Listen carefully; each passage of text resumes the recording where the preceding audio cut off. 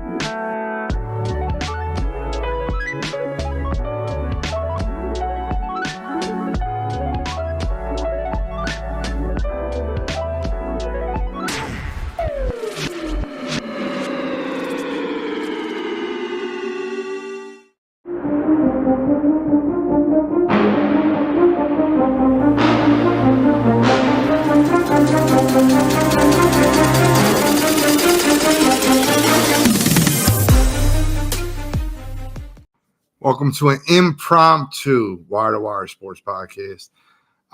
This is just no cheap seats tonight. I haven't talked sports all weekend. I want to click the live button and talk about some stuff I need to get off my chest. So I'm sharing it out. I'll answer any questions for anybody in the chat tonight. It's just me. It's that GENE. If you're in the chat, let me know you're here. Let me hear about you. Let me talk to you. Ask any questions. We got a lot going on tonight. Nothing crazy, but we're going to talk. We're going to have some fun. So let me share this out to a few more people. Any questions y'all have, put them in the chat. Let's go. But I want to start by talking about the Philadelphia 76ers. The Knicks are playing tonight. My man Nick Ray is already in the YouTube building. The Knicks are playing tonight. They're playing against the Indiana Pacers. But I want to talk about the Philadelphia 76ers. I want to start there.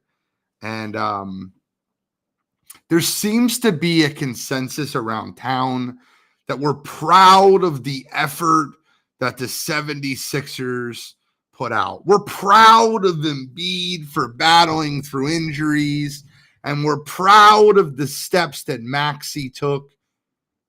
And I'm not for that, right? I'm not proud to lose in the first round. I'm not proud to not be able to make a conference final with an MVP candidate like Joel Embiid. I'm not proud to lose in the first round to a 6-foot Jalen Brunson and then a bunch of guys that were second rounders, little G League action. I'm not saying Josh Hart and Dante DiVincenzo are G Leaguers, but these are certified role players. And an MVP of the league and a future superstar could not beat them in a 7-game series. That bothers me. And as far as the Joel Embiid injury information, we got to talk about that, right? Guys, do I need to pull up the injury history? I'll pull it up. I'll share it with you guys. For years, this man has walked into the playoffs. You remember the Dark Knight when he did the orbital bone fracture? Remember the meniscus tear he played through? Remember the back injury that he battled through? His knee for years that he's battled through? At what point do we just say he is who he is? He can't make it through a full season. He can't make it through 82 games. He's just not that guy you can build around. And Daryl Morey, Brandon says right here, how do you feel about the 76ers coming out and saying they're still building around Embiid? I feel terrible about that. Now, I'm not saying to get rid of Joel Embiid. And I think you have like one more year to really like try to put a superstar around him. Like if you get a Paul George or Jimmy Butler in the offseason, I feel like they can make a run. But you need a dog. You need a guy that can take that last shot, that can have the ball in their hands, a guy that can handle the offense down the stretch, and a guy that can control the game and tempo with Maxey. You need a guy that can ball handle. Nick said it perfectly. Every year it's something. I completely agree with you, Nick. They go out and get Paul George. They go out and get Jimmy Butler. They go out and get a guy that I'm okay with, like, and Joel Embiid is your dominant presence, and you can sit him for 40, 50 games next year and still make the playoffs and be able to try to have him somewhat healthy for a playoff run. Look, I can't look at this anymore. I can't watch it. Tobias Harris over me. That's not really what it was about, Bose. If you want, I can give you the full story. I'll break it down for you. It was really Ben Simmons over him. You can say Tobias Harris over him all he wants, but that's not what happened in Sixers land. It was Ben Simmons or him. Jimmy wanted to be the primary ball handler. That's just what it was. So I'm happy to see Tobias Harris go. I'm happy to get his money off the books. I'm happy to finally get rid of Tobias Harris. I can't take any more Tobias Harris. I can't take any more. 0 points in an elimination game at home, $35 million. Listen, his contract, I'm going to pull it up. I think it would be funny.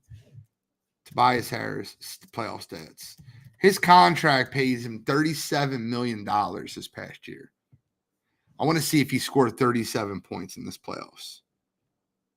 Let's see. This playoff series, did he score 37 points in 6 games? Let's see. Let's do the math. Let's do quick math. He did. He scored 7 in game 1, 10 in game 2, that's 17, 8 in game 3, that's 25, 10 in game 4, that's 35, 19 in game 5, and 6 combined. That's 54 total points. That's what $37 million buys you. Can't do that. Can't have it. Can't run with it. Can't be paying $35 million for 54 total points. Just can't do it. Kyle's in the chat already. Ask, how do you rebuild around a big man with so many lower body injuries? Kyle, by the way, I will shoot you the link. We can debate on this if you're home. I'm not sure. But I'll shoot anybody the link that wants to hop on and talk sports. This is an open forum. Anybody out there that wants to hop on, talk a little sports. Nick, if you want to talk about your Knicks and pound your chest, that's fine. Bose, if you want to hop on, talk about your Yankees, we're good. Kyle, let me know. I will shoot you the link, and I'll invite you right in the chat. But I don't think they can build around him. And I think that they're telling you they're building around Joel Embiid when in reality they're building around Tyrese Maxey and making it sound like – and, by the way, that's another funny thing that we have to talk about. Joel Embiid being able to build around Joel, a lot of that has to do with his ego and his ego being so fragile. They have to let him know we're still building around you, Joel. The offense is still running through you, Joel. When in reality, Daryl Morey is going to go out and build around Tyrese Maxey. Tyrese Maxey's the guy. He's the future. What's up, Derek Dempsey? How you feeling? Pair someone with Maxey that can get you a seed between 3 and 5 and can play Embiid 50 games. Sixers can make the finals with a 90% Embiid. I don't disagree with that. Disagree with that. You rebuild by trading him while his value is still high. Then, no, I don't know who's trading for him. I would trade Joel Embiid, but I don't know who's trading for him. What's the most you're getting out of him? 2 years? I don't know. I think that PG to Philly or Jimmy Butler to Philly is going to happen. I do. I believe it wholeheartedly. PG to Philly. By the way, Derek's checking in over on Twitch. Appreciate y'all on Twitch. I see you guys on Twitter. I see y'all on YouTube, Facebook. Appreciate all the love. But Paul George will probably be the answer. It seems like he's priority 1 for the 76ers. The Clippers are in a worse situation than Philadelphia. They need to blow it up. They have a superstar as a knee injury that can't play in the playoffs. So it's very similar over there in La La Land. I think that the 76ers go out and get Paul George or Jimmy Butler. They get a wing to replace Tobias Harris, somebody that can handle the ball, and someone that can create their own shot. I'm just tired of the sentiment around the city of Philadelphia that we're proud of Joel Embiid and we're proud of the 76ers. I'm not proud. Losing in the first round is nothing to be proud of. I don't care how competitive the series was. I don't care that the Knicks were the 2 seed. I don't care about any of that. I don't think the Knicks are really that good. I think they're going to get smashed by Boston in round 3. I think they're a scrappy, hungry team that plays physical defense. I think that'll get them through Indiana. But when it's all said and done, I think they lose in 5 games to the Celtics. I think the Celtics are going to run through one of the easiest Eastern conferences I've ever seen. I predicted the Celtics to win the NBA Finals before the season started, and I'm still with them. I think the Celtics are going to win the NBA Finals. And I hate saying that. I'm not a 76ers guy at all. Nick Reyes asked, would you pair Donovan Mitchell with Tyrese Maxey? And if yes, which 4 do you pair with them? The Sixers have money this offseason. They don't have money to get Donovan Mitchell end. So let's be clear there. I wouldn't pair Donovan Mitchell. I'm not a Donovan Mitchell fan like that. I think he's big in the playoffs. I think he can create his own shot, but he's inconsistently shooting. I don't think he does anything. I don't think he does anything special. And I think if you put Donovan Mitchell on the 76ers, y'all might think I'm crazy. I think he's the third option. Third option. Jimmy Butler automatically becomes your first option down the stretch in the fourth quarter. Paul George, it really depends. It could be a 1A, 1B, 1C. But I don't think Donovan Mitchell's that guy. I don't. And you watch what happened in Cleveland. If you watch that Cleveland-Orlando series, like we'll talk about more of the NBA playoffs. If you watch that Cleveland-Orlando series, that was pathetic. It was bad. And when I watched that series, I'm looking at something in my eyes. It's like, okay, who wants to win this series? Because it didn't look like either team wanted to win. Cleveland is so inefficient offensively. Darius Garland's dribbling the ball out, so there's 8 seconds left on the shot clock, throws up a floater, or passes to a contested 3. I don't like that. It's a terrible offense. Now, the Orlando Magic is a group. Paolo Banchero is going to be special, but they can't shoot.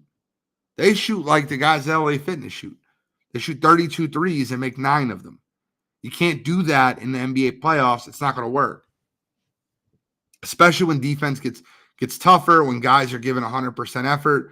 If you watch that Cleveland Cavaliers-Orlando Magic series, it was a terrible match for Orlando, and they still almost won the series. And you think that Donovan Mitchell's the guy? I don't. I actually think Devin Booker goes over to the New York Knicks, though. I think Devin Booker will be a Knick. By hook or by crook. But I wouldn't say he's more of a cancer. I don't think that's fair. But he's not a guy for me. Let's talk about the rest of the NBA playoffs right now. Anybody wants to hop in, let me know. I'll shoot you the link. We can talk. Let's talk about the rest of the NBA playoffs, though.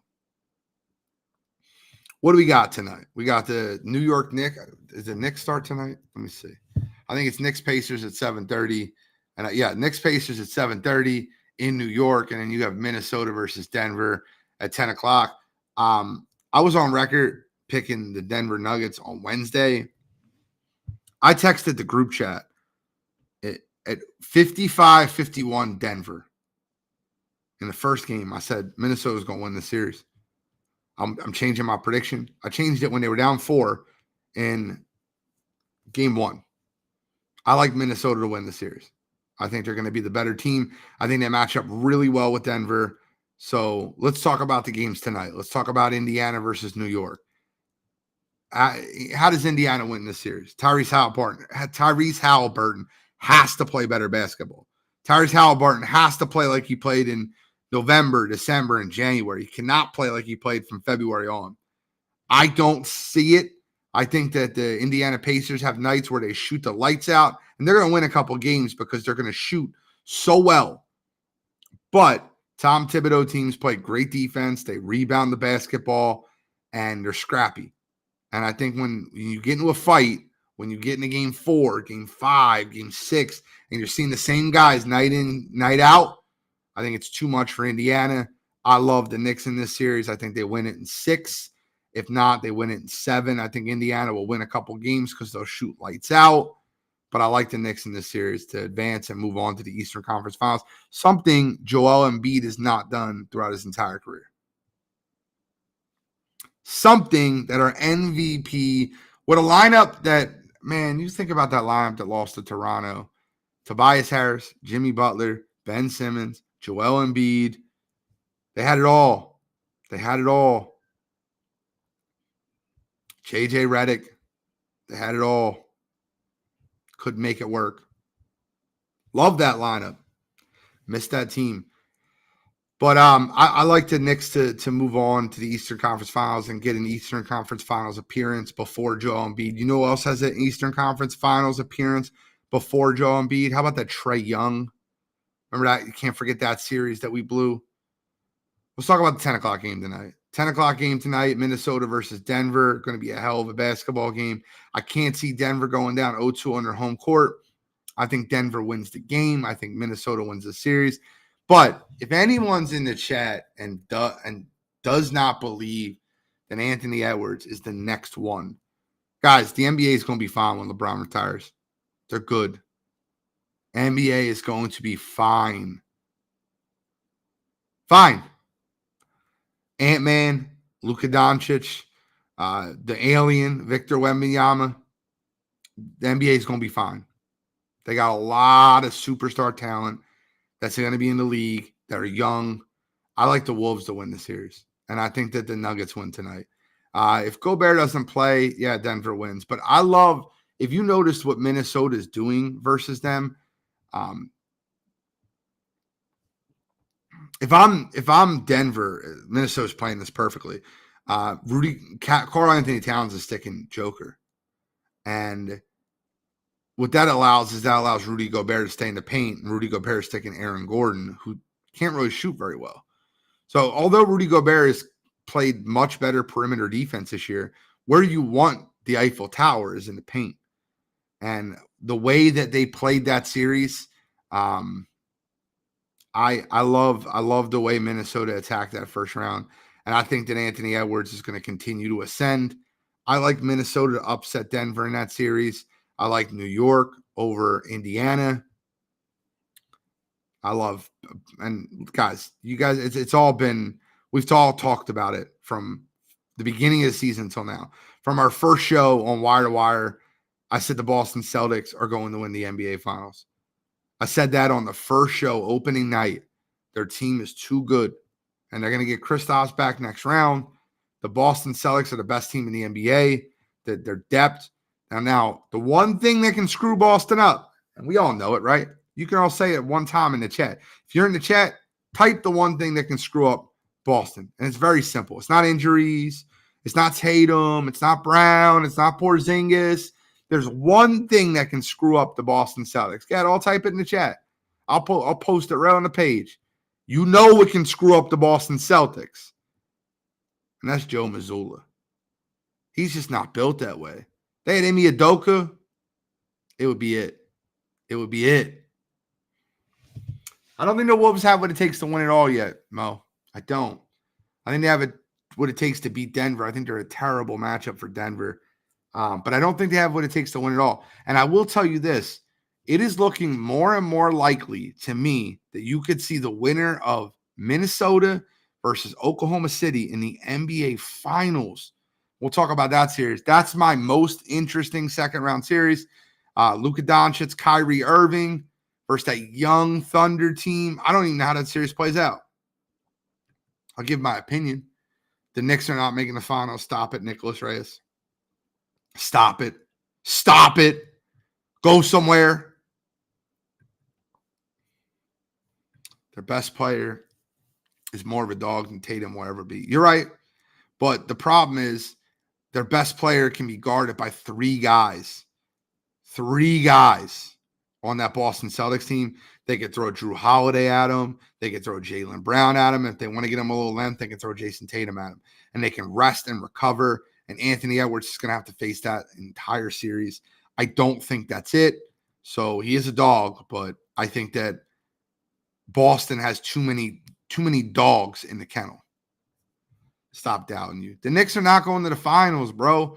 Jalen Brunson and your second-round draft picks from Villanova are not going to the finals. Stop it.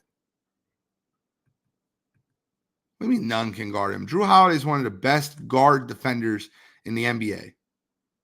No one can guard him one-on-one, just like no one can guard Kobe. But they can tire him out and they can slow him down. You could say whatever you want about that nobody can guard him. Nobody can guard him. He's that good. But they can slow him down. And if they can slow him down enough, I don't know what Minnesota can do to slow down that Boston attack. They have so much depth throughout that team. They can go 7-8 deep on that bench. I can't see it. We'll find out. We'll see who gets there. I love Minnesota so far this year. I love what I'm watching. I got the Celtics in 5 over a very hapless Cavs team. And the only reason I have the Celtics in 5 is I think that Cleveland will steal a game with Boston sleeping like they did in game 2 versus Miami. Like we've seen this before. We've seen this Boston team before. And this is what scares me. I don't think they have championship DNA. I don't know if they need it this year to get over the hurdle. I don't know if they do. But I think that the Boston Celtics eat by the Cleveland Cavaliers. I don't think there's any question there. If anybody has a question about that, you let me know. All right, next series. Let's talk a little bit more. Hang on one second. Got a little Twitter comment. Got to respond. Appreciate y'all guys listening on Twitter. Refresh. Got a bunch of guys in the Twitter sphere. Or X sphere, by the way. But appreciate all y'all guys listening on X, YouTube, Twitch, everybody. It's all around. Knicks fans are crazy though. Derek Dempsey, I completely agree with you. All right, let's talk about what I think is the best series of the second round: the Dallas Mavericks versus the Oklahoma City Thunder. It's a tough one. Luka Doncic. Who do you trust more than him? Do you trust Shea more? No.